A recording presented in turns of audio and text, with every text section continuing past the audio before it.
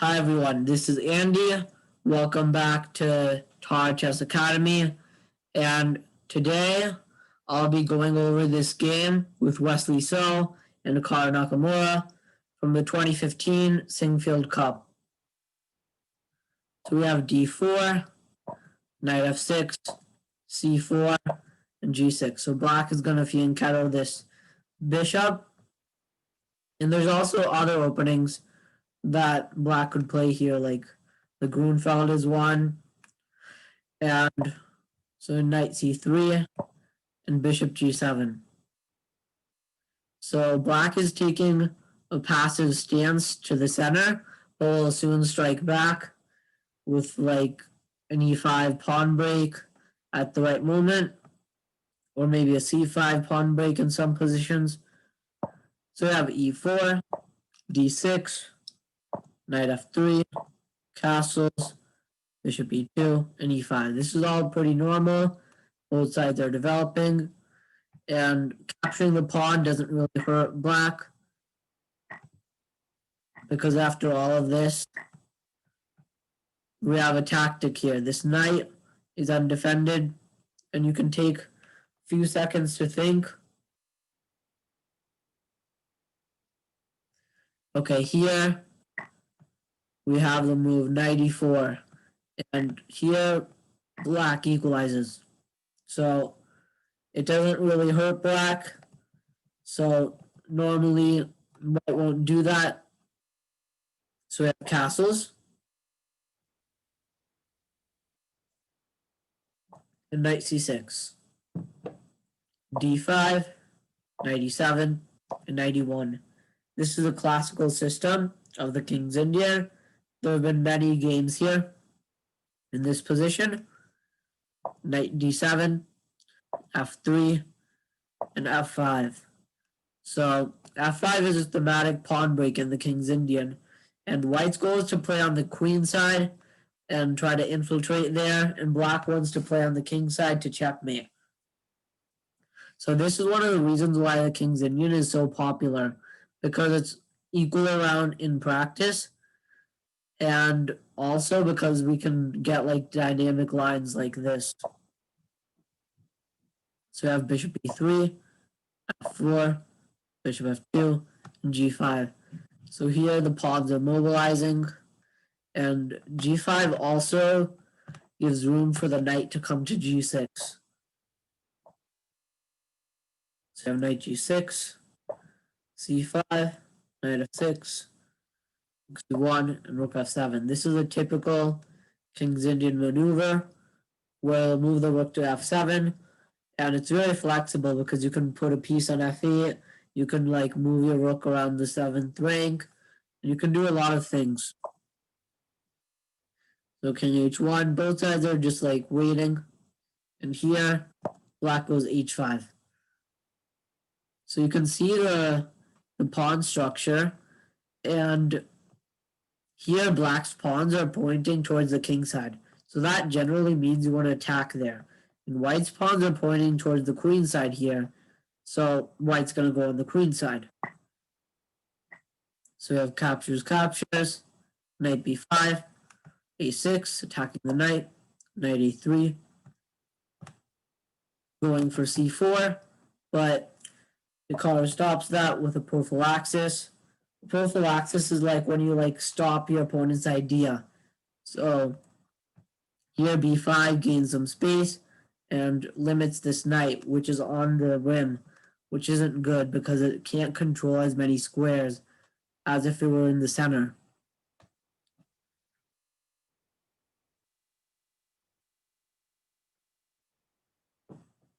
Okay, so we have rook c6, g4,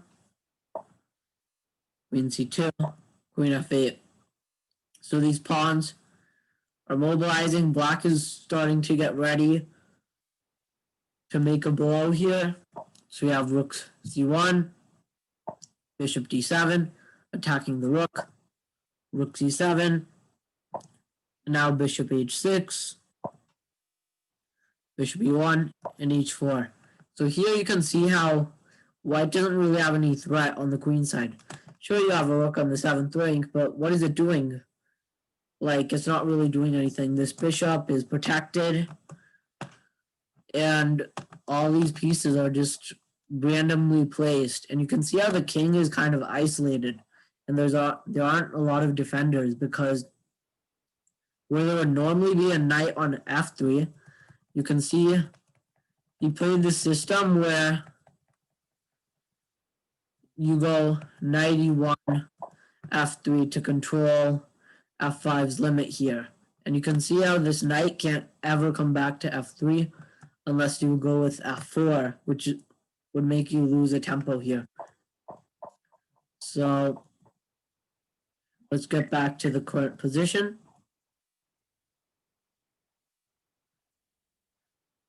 And now we have rook c7, bishop h6, bishop e1, h4. So here,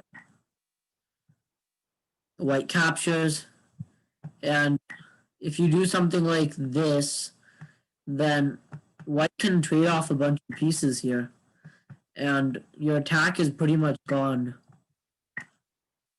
Sure, you're still like maybe a little bit better, but you can go queen c7, and we're going to liquidate the material here. So you don't want to do that, and you also don't want to go knight g4, because there's a tactic here with this bishop where we can just capture it, and we remove the defender of the knight on g4. So instead of that, he played a better move. So you can pause your videos and try to figure out how he broke through.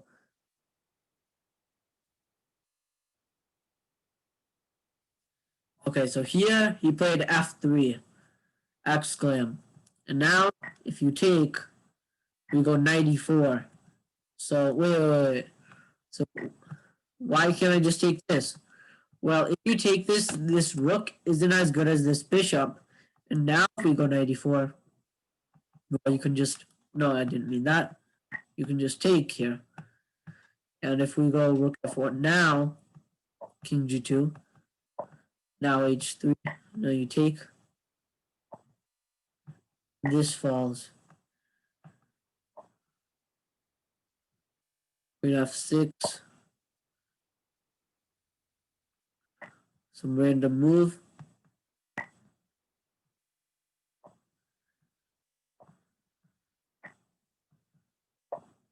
Not that, I mean this. Now, there's some crazy forced draw here. They go queen f8 because you can't move because of this knight. King f8. And now we get our knight back into the game. And here you can see the materials around equal. So that's why you can't really like take, because it doesn't really allow for this knight e4 trick. You're like, okay, why can't I just take here now? Well, we go rook f1, and you can't take because it's back rank mate. So I have to go king g2. Now we go bishop e3, and the threat is rook g1 here. So you can't take here. You'll go h3, and if you take here, you go queen f3 and mate here. And also if you go king g3, we go queen f1. If you throw in a check, we'll just make a move. If you throw in another check, we'll just make a move.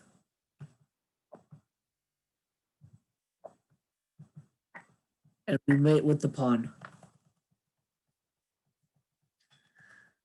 So rook g1 is the threat, and you can't really play anything like this because now we have rook f3. You can't take because we take with mate. Well, like this. So you have to go like this, but this is completely lost. So went king g2, bishop e3, and now he had to move this bishop somewhere so that this rook could provide discovered defense for this.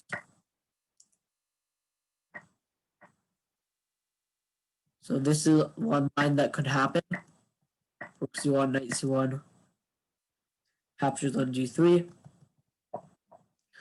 But this line did not happen because here, after knight e4, he didn't even capture. He just ignored it and went rook d1. He probably knew it was lost, but maybe he didn't. You have rook f3, and if you take, we'll take, if you go queen g2, we'll go bishop g4, and we have a double attack.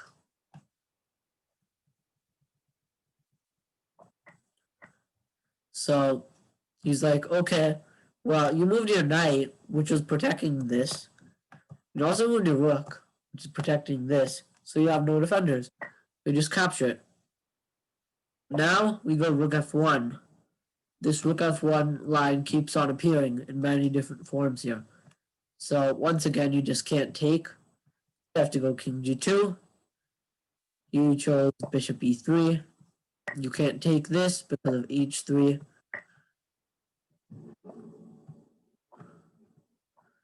A line like this, where it would be checkmate. All the squares are controlled. This knight controls this square. This knight gives the check. And then the queen controls g2. So here, you want bishop e3. So you can't take. So at bishop g3 to stop rook g1. Now captures, rook f1, and now knight h4.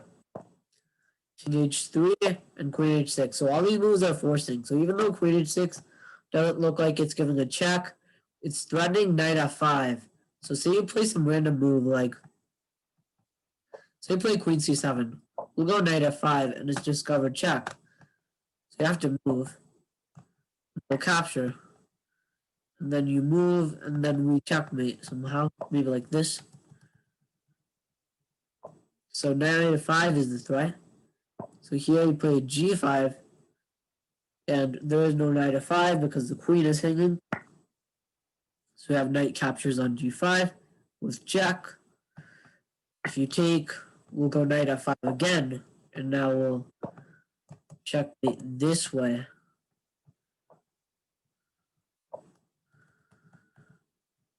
So you have to go king g4. And now here, you can pause your videos and find the crushing blow that Hikaru played here.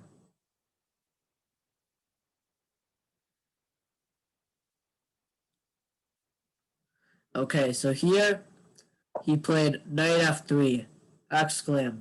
So first of all, you can't take because we checkmate here. All these squares are controlled. So, and we're also threatening a lot of checkmates here. So you have knight f2. So if you just take, they'll just like toss a bunch of pieces, but there's a faster way to win. Queen h4, king f5, and he brings his last piece into the game. Like, see how all these pieces are coordinated? This queen, these knights. Even though white's up material here, their pieces aren't really helping the king, which is just being forced forward and forward. So you have king g6. And now there's many ways to win. Knight f7 wins in a line like this with discovered check. But Hikaru chose the stylish line with rook f6, sacrificing the rook. Once you take, you go knight e4 with discovered check. So you have no time for taking because you're under check. So you have to like protect, block, or run away. And here, you can't protect, and you can't block, so you have to run away somewhere. So here, he went king g6, and we had queen g5 checkmate. So how can you apply these themes in your game? Well, you want to look at all the possible moves, and you would have never guessed that there was knight f3 if you just didn't see this. You have to just look forward into the position, and if you saw it here, you'd be like, yeah, queen h3, that's me. But you'd have to find this move to allow the queen access to the square here. So you can also see how he used all his pieces here. All his pieces were activated, even this rook on f8. So you can see how he uses all his pieces, and he uses all these tactical ideas to beat Wesley So. So that's it for today. So bye.